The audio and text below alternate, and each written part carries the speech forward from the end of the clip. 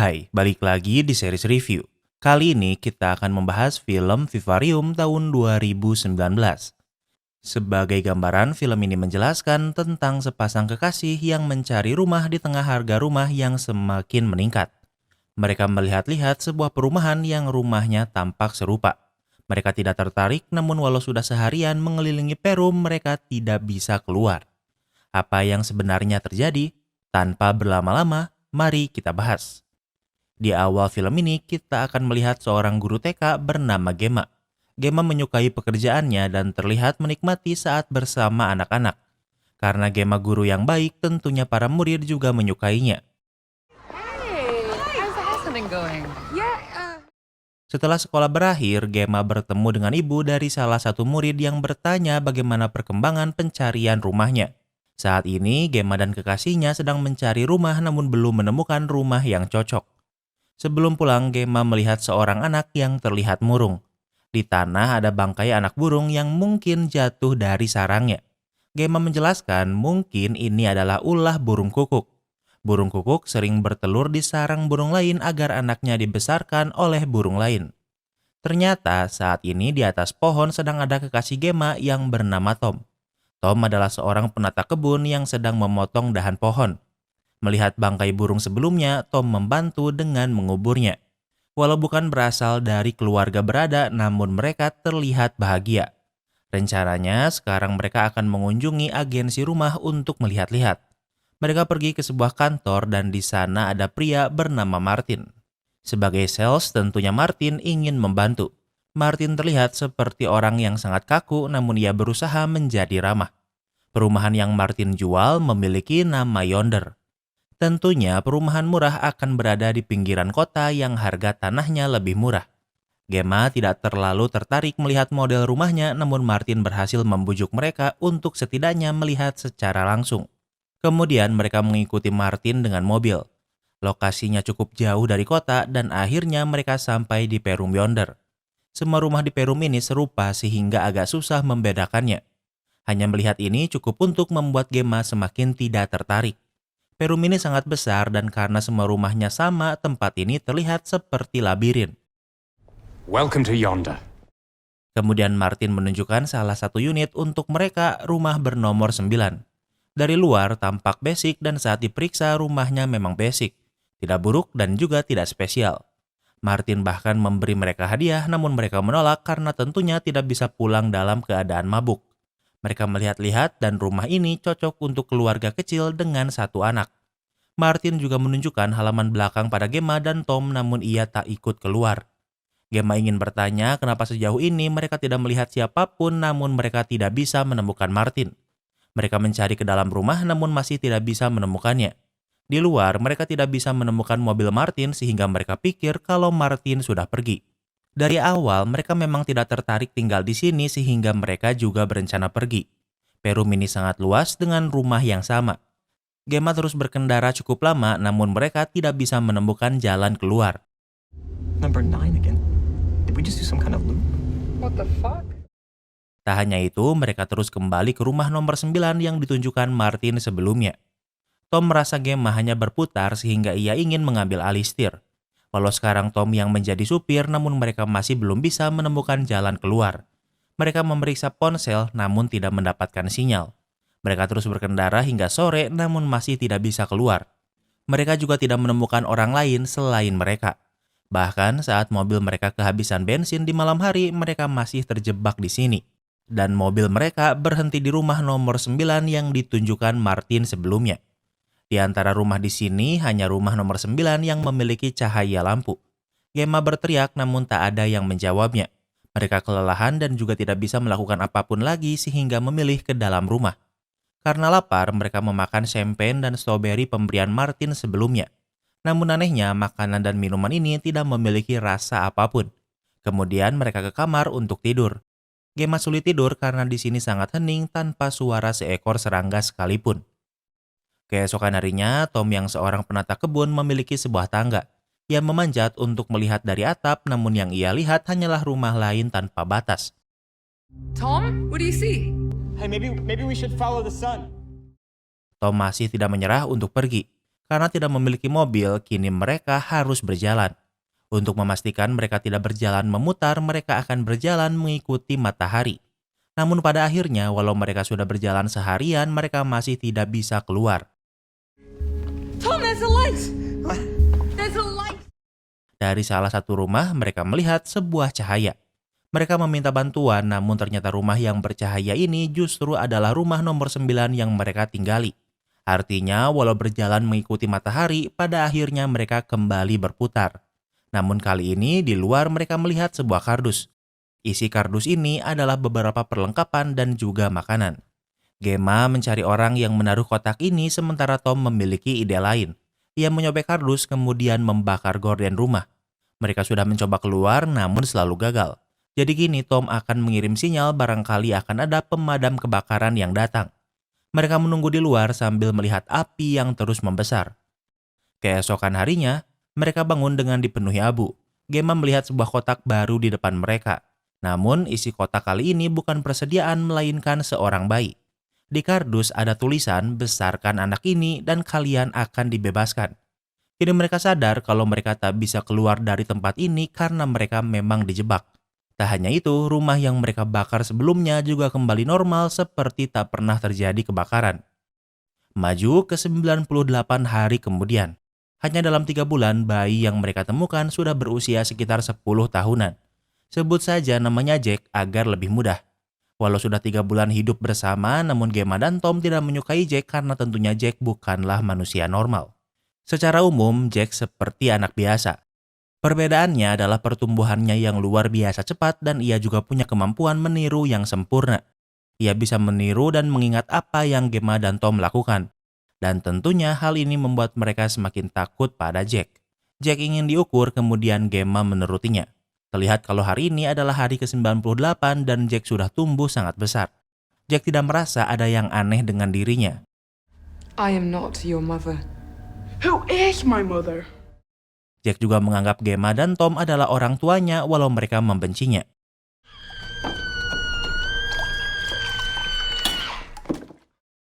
Alasan mereka mengurus Jack adalah karena jika kebutuhannya tidak dipenuhi, ia akan berteriak keras. Tentunya Gemma dan Tom bertahan selama ini karena mereka juga makan, namun makanan yang disediakan di sini tidak memiliki rasa. Agar tidak bau, semua sampah dikumpulkan di dalam kardus kemudian disimpan di luar. Mereka tidak tahu bagaimana, namun nantinya kardus ini akan menghilang. Gemma dan Tom sudah lama menyerah untuk melarikan diri. Jika mereka mengawasi kardus di luar, maka kardus ini tidak akan pernah dibawa. Gemma merasa kalau Jack selalu mengawasi mereka. Tom adalah seorang perokok. Berbeda dengan Gemma, Tom tak takut menunjukkan kebenciannya pada Jack.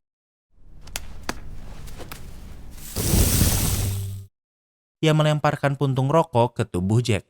Rokok itu memantul ke rumput dan tiba-tiba rumput itu menghilang. Selama 3 bulan di sini, ini baru pertama kali terjadi. Tom yang seorang penata kebun tak pernah mencoba untuk menggali tanah. Ia melihat ada lapisan seperti tanah liat kuning di tanah. Kini Tom bersemangat karena ia memiliki sesuatu yang bisa ia lakukan. Apalagi ia memiliki peralatan menggali di mobil sehingga bisa menggali dengan proper. This is just pointless. It's just weird muck. Gemma pikir ini percuma, namun Tom tak ingin berhenti menggali. Saat diperhatikan, Gemma sadar kalau kardus yang mereka simpan di luar sudah menghilang padahal Tom selama ini di luar. Tom terlalu fokus menggali sehingga tak sadar ada yang sudah membawa kardus. Seharian Tom menggali namun belum menemukan apapun. Ia berhenti di malam hari karena tentunya ia ingin beristirahat. Entah apa tujuan Tom, namun ia tahu ada yang salah dengan tanah di sini. Jack sangat suka mengamati orang tuanya. Bahkan saat mereka indohoi pun Jack tetap mengamati.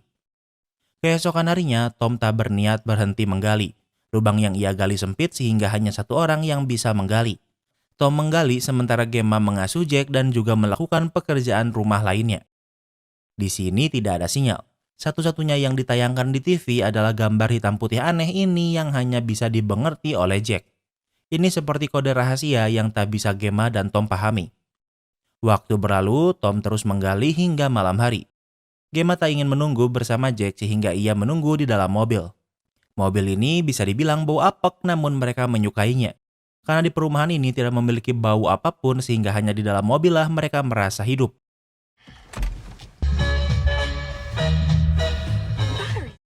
Tiba-tiba pemutar musik menyala. Selama ini mobil mereka habis bensin tapi juga tak menyala. Kini mereka bisa mendengar musik untuk pertama kalinya sehingga merayakannya dengan menari bersama. Jack menyadarinya sehingga juga ikut menari bersama mereka. Tapi Jack jogetnya rusuh sehingga Tom jatuh dan kepalanya terbentur trotoar. Gemma hanya tertawa namun Tom yang marah membanting Jack. Jack tak terluka dan ia malah kembali menari padahal musik sudah berhenti. Terlihat walau Gemma tidak menyukai Jack namun ia masih peduli. Gemma bahkan menyiapkan Jack sebelum ia tidur. Gemma memberitahu kalau ia tidak bisa terus bersama Jack. Jack tampak tidak mengerti maksudnya namun tidak bertanya. Good night, Mother. I'm not your mother. Saat Jack menyebut Gemma ibunya, Gemma membantahnya. Tiba-tiba Jack berteriak dan Gemma tidak tahu apa yang Jack inginkan. Jack meniru perkataan Tom dan kini Gemma sadar kalau Jack bukan manusia dan ia tidak boleh menganggapnya sebagai manusia.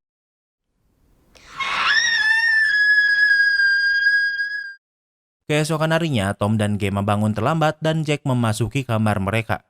Jack membangunkan mereka dengan berteriak. Terlihat kalau semangat hidup Tom dan Gemma mulai menghilang. Satu-satunya yang Tom lakukan seharian adalah menggali. Ia sudah menggali cukup dalam dan mendengar suara dari dalam tanah. Ia semakin bersemangat menggali namun masih tak menemukan apapun. Di tengah malam, Tom terbangun karena mendengar suara seperti yang ia dengar di bawah tanah. Ternyata suara itu sama dengan suara yang dikeluarkan di TV yang Jack tonton. Tom mematikannya namun Jack terus menyalakannya kembali. Tom sudah muak sehingga membiarkan Jack menonton semalaman. Keesokan harinya, Jack terus berteriak jika makanannya belum disiapkan. Ini anak ngeselin banget tapi Mimin salut Tom dan Gemma gak mikir buat bunuh si Jack. Namun kali ini Tom sudah muak. Ia melempar mangkuk sereal Jack kemudian membawanya keluar untuk dikurung di dalam mobil. Namun walau Jack nyebelin parah, Gemma masih ingin mengurusnya sehingga Tom harus memaksanya untuk berhenti. Tom merasa jika orang yang mengurung mereka tidak ingin Jack mati, maka mereka akan datang. Gemma tidak suka mendengar Jack meninggal karena ia sudah mengurusnya selama ini. Di sore hari, Gemma merebut kunci mobil lalu membebaskan Jack yang sekarang sudah berhenti berteriak. Tom tak ingin berurusan dengan Jack sehingga walau sekarang mulai gelap namun Tom memilih kembali menggali. Sementara di dalam rumah, Gemma mengantar Jack tidur. Jack berkata kalau ia tak pernah bermimpi saat tidur. Karena Tom masih di luar, Gemma memilih untuk tidur di sini bersama Jack. Keesokan harinya ternyata Tom tidur di dalam lubang. Ia belum sarapan sehingga kembali ke rumah. Hubungan Gemma dan Tom memburuk bahkan sekarang Tom sarapan sendirian. Sementara Gemma yang sudah menyerah untuk melarikan diri lebih memilih untuk mencari cara menikmati hidup. Ia dan Jack pergi keluar untuk melihat langit. Di langit terlihat banyak awan namun semua bentuknya sama yang terlihat tidak nyata. Di malam hari Gemma tak bisa tidur tenang dan terus menangis. Sementara Tom masih memilih untuk tidur di dalam lubang. Keesokan harinya Gemma melihat kalau Tom masih tak berhenti menggali. Kemudian Gemma mencari Jack namun tak bisa menemukannya di kamarnya. Did you see the boy? Untuk pertama kalinya setelah beberapa hari Gemma berbicara dengan Tom. Gemma bertanya apa ia melihat Jack namun Tom membantahnya. Gemma khawatir sehingga mencari Jack di sekitar Perum. Setelah mencari seharian, di sore hari Jack sudah kembali dan memegang sebuah buku. Gemma membaca buku itu namun tulisannya ditulis menggunakan bahasa yang tidak ia mengerti. Sementara kondisi Tom memburuk namun ia masih tidur di dalam lubang. Kembali ke dalam rumah. Gemma bertanya di mana Jack seharian ini. Jack menjawab ia hanya pergi menyelesaikan misteri. I'm not allowed to say. Gemma bertanya apa Jack bertemu orang lain. Jack mengangguk namun tak memberitahu siapa. Gemma mematikan TV kemudian mengajak Jack bermain. Permainannya adalah berpura-pura. Awalnya Gemma meminta Jack untuk berpura-pura menjadi Tom dan Gemma dan Jack bisa melakukannya dengan mudah. Kemudian Gemma meminta Jack pura-pura menjadi orang selain Tom dan Gemma yang baru ia temui.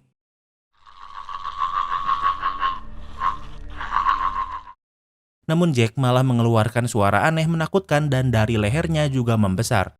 Melihat Jack, Gemma menjadi takut dan sadar kalau ia seharusnya memang tidak boleh menganggap Jack manusia.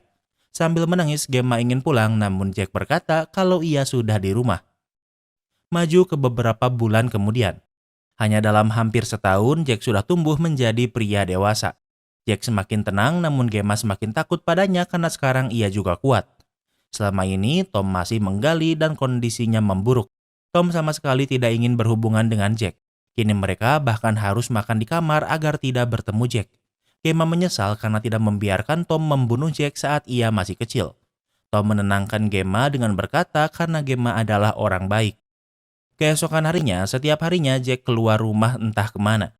Gemma selalu mengikutinya, namun ia selalu kehilangan jejak Jack padahal ia tak berlari.